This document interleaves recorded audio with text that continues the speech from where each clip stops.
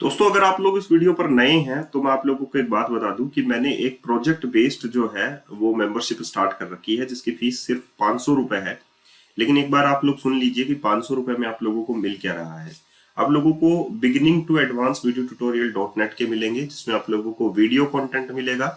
आप लोगों के मेल पर वो वीडियो कंटेंट पोस्ट कर दिया जाएगा day by day. And then finally आप लोगों को सोर्स कोड मिलेगा उसका कंप्लीट, और आप लोगों को जो रिसोर्स मटेरियल मैं यूज करता हूँ जैसे पीडीएफ हो गया या कोई भी मटेरियल मैं यूज करता हूँ तो वो आप लोगों को मिलेगा।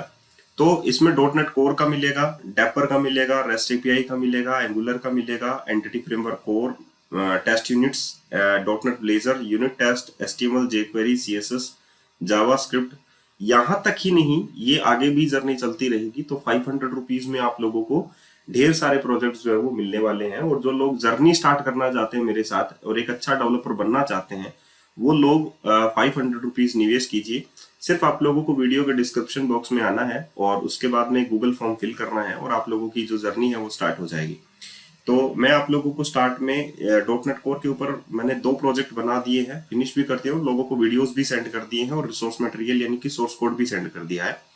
इस पर मैंने 2 प्रोजेक्ट बनाए हैं। पहला रिपोजिटरी पैटर्न के ऊपर बनाया है और दूसरा मैंने यहाँ पर आप लोगों के लिए एक जिसमें यूनिट ऑफ वर्क पैटर्न भी काम में लिया हूं मैंने और जेनेरिक रिपोजिटरी भी काम में लिया है। साथ ही रिपोजिटरी पैटर्न के अलावा मैंने एक और पैटर्न यहाँ पर काम में लिया है, दैट इज क्लीन आर्किटेक्चर। एक आर्किटेक्चर के बेस पर अगर हम लोग सोचे तो ये पूरा का पूरा एक सिस्टम है जो मैंने तैयार किया है। अब हम लोग आगे चलते हैं हमारे आज के वीडियो ट्यूटोरियल में, जो है कि इमेज कंपोनेंट हम लोग ब्लेजर के अंदर कैसे बनाएं। चलिए चलते हैं।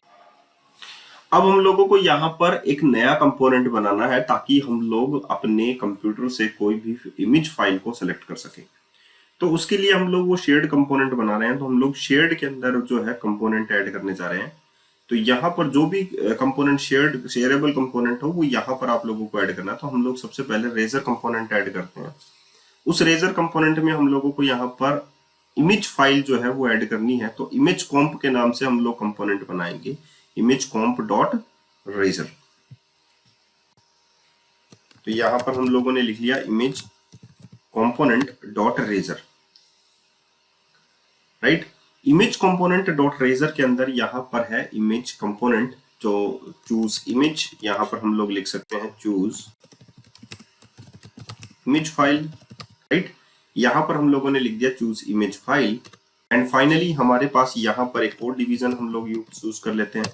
उसमें हम लोग इनपुट फाइल, यहाँ पर देखिए साफ साफ लिखा हुआ है इनपुट फाइल। यहाँ पर आता है आप लोगों के पास एक्सेप्ट दिस वन। तो यहाँ पर आप लोगों के पास क्या आएगा, यहाँ पर आप लोग कह सकते हैं यहाँ पर आएगा आप लोगों के पास डिवीजन, और इस डिवीजन के अंदर मैं ये दोनों ले लेता हूं।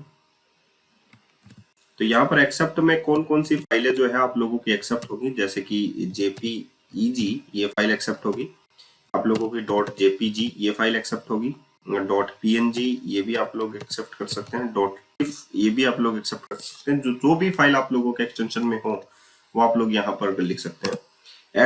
@on change यहाँ पर आप लोगों को यूज करना है। ऑन चेंज के अंदर आप लोगों को जो भी फाइल चेंज हो, जैसे कि यहाँ पर हम लोगों को सेलेक्ट फाइल, राइट, ये हम लोगों को यूज करना है सेलेक्ट इमेज, क्योंकि हम लोगों के पास यही मेथड जो है वो होना चाहिए। तो यहाँ पर आप लोग डाल सकते हैं कि मैंने यहाँ पर लिखा सेलेक्ट इमेज, और इस चीज को हम लोग यहाँ पर, क्योंकि यहाँ पर हम लोग इसके अंदर कुछ भी नहीं डाल रहे हैं, तो यहाँ पर हम लोग ये लिख सकते हैं सेलेक्ट इमेज, ओके। एंड यहाँ पर हम लोग यूज करेंगे एसिंक्रोनस कोड। सो एसिंक क्लास सेलेक्ट इमेज, और ये होगा आप लोगों के पास जो इनपुट फाइल जो है input file change event tags, क्योंकि इनपुट फाइल जो होगी वो हमारी चेंज होगी।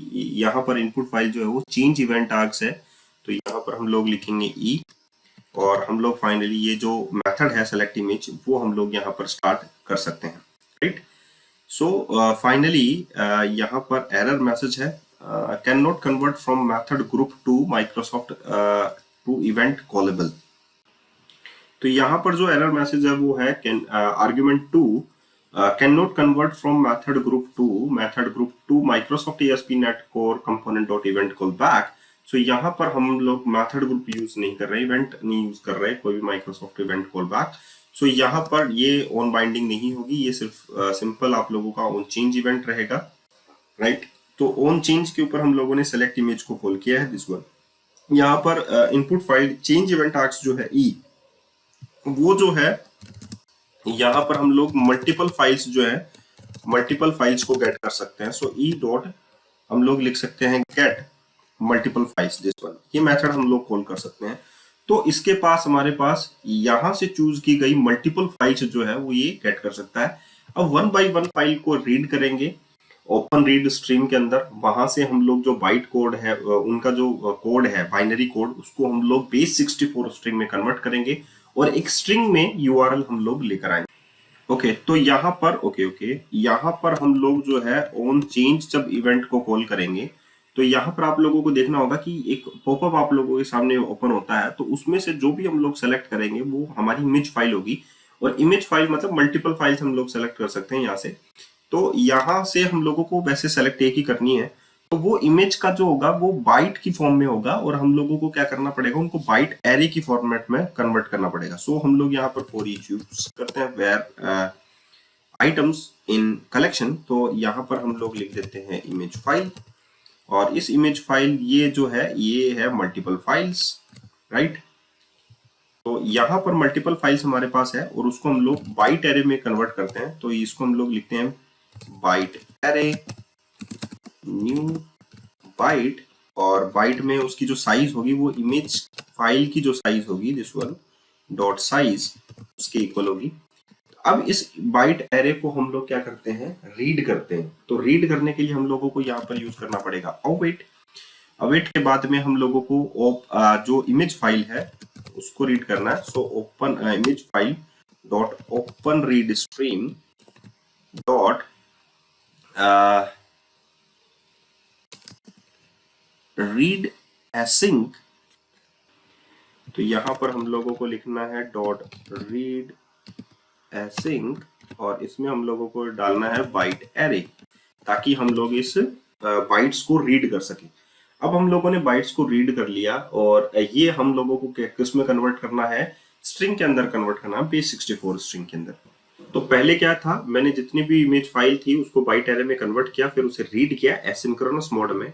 उसके बाद में हम लोगों को क्या करना है, जो बेस 64 स्ट्रिंग होती है, तो हम लोगों को यहाँ पर क्या करना है, मैं एक प्राइवेट वेरिएबल बना लेता हूँ, प्राइवेट स्ट्रिंग बेस 64, इसका नाम भी हम लोग इस टाइप से रखते हैं, बेस 64 स्ट्रिंग 64 स्ट्रिंग। ये एक स्ट्रिंग टाइप का वेरिएबल है बेस 64 स्ट्रिंग, और इसको हम लोग कन्वर्ट करेंगे यहाँ पर बेस 64 स्ट्रिंग। तो यहाँ पर हम लोग बेस 64 स्ट्रिंग जो है उसमें डाल लेते हैं हम लोग convert dot to base 64 string. String में हम लोगों को इसको कन्वर्ट करना। तो बाइट एरे को हम लोग किस में कन्वर्ट कर लेंगे, बाइट एरे, इसको हम लोग कन्वर्ट कर लेंगे बेस 64 स्ट्रिंग के उसके अंदर। अब तो हमारे पास अब यूआरएल है, हम लोग ये कह सकते हैं। तो हम लोग यहाँ पर लिखेंगे @if, और यहाँ पर हम लोग लिखेंगे बेस 64 स्ट्रिंग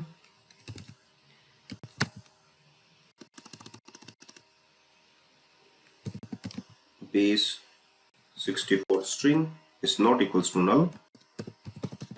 अगर नल नहीं है तो वो इमेज जो टैग है img src, और यहाँ पर आ जाएगा हमारे पास, क्योंकि हम लोगों को बेस 64 स्ट्रिंग जो है वो यूआरएल जो है वो डिस्प्ले करना है।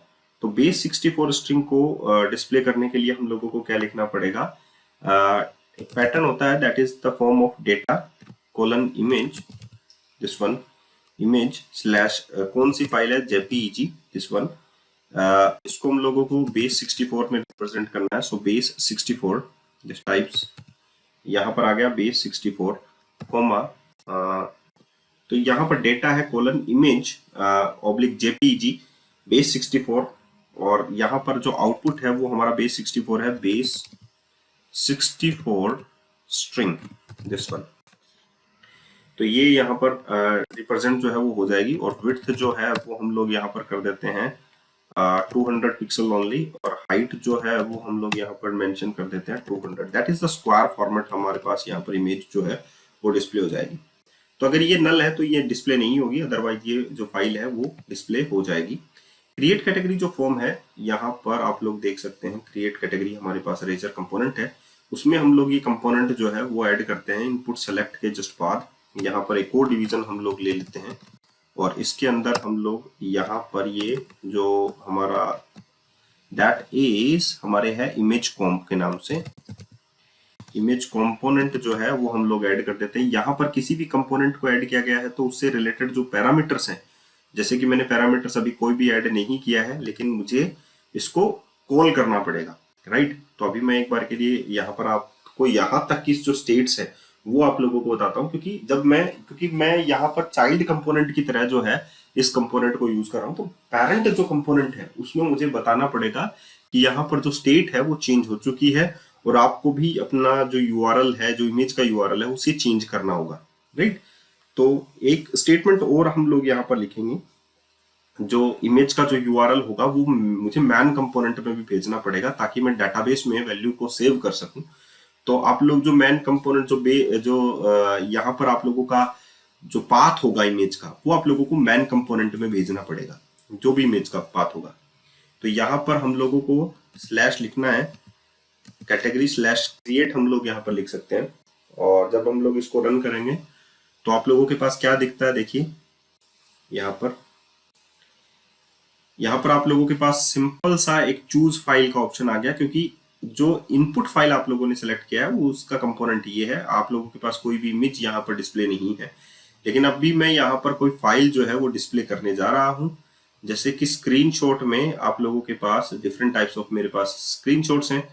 तो यहाँ पर अगर हम लोग कोई भी एक स्क्रीनशॉट, जैसे कि मेरा जो अनाउंसमेंट कोर्स का अनाउंसमेंट है, वो अगर मैं यहाँ पर करूँ तो यहाँ पर देखिए ये ऑटोमेटिकली जो है यहाँ पर कंप्लीटेड कोर्स, जो डाटा स्ट्रक्चर का कंप्लीटेड कोर्स जो है जो मैं प्रोवाइड कर रहा हूँ मेंबरशिप के अंदर, वो आप लोगों के पास प्रीव्यू के अंदर आप लोगों को दिखाई दे रहा है। ऐसा क्यों हुआ? क्योंकि जब भी मैं कोई चेंज करता हूँ तो यहाँ पर मैंने ऑन चेंज इवेंट लगा रखा है। ऑन चेंज के साथ ये फाइल को पिक करता है, उसे कन्वर्ट करता है बेस 64 स्ट्रिंग के अंदर, पहले रीड करता है, उसके बाद में उस चीज को चेंज करता है। तो जो रिटर्निंग यूआरएल होगा वो अब हम लोगों को यहाँ पर भेजना पड़ेगा इस मैन कंपोनेंट के अंदर, यानी कि क्रिएट कैटेगरी वाले फॉर्म के अंदर, ताकि मैं उस यूआरएल को काम में ले सकूं। तो जो यूआरएल होगा उसको हम लोग कैसे काम में लेंगे, एडिट फाइल को हम लोग कैसे काम में लेंगे, अगर आप लोगों को ये चीजें सीखनी है तो आप लोग जो है वो मेंबरशिप ज्वाइन कर सकते हैं, क्योंकि प्रोजेक्ट में ही ये सारी चीजें जो है वो इंक्लूड होती हैं। आप लोगों को पता है कहाँ पर एडिट होता है, कहाँ पर क्रिएट होता है, नई फाइल को कैसे क्रिएट किया जाता है, ये सारी चीजें आप लोग जो है प्रोजेक्ट के अंदर बेहतर तरीके से सीख सकते हैं। तो आई होप आप लोगों को ये वीडियो इंटरेस्टिंग लगा होगा, तो आप लोग जरूर मेंबरशिप जो है वो ज्वाइन कर सकते हैं।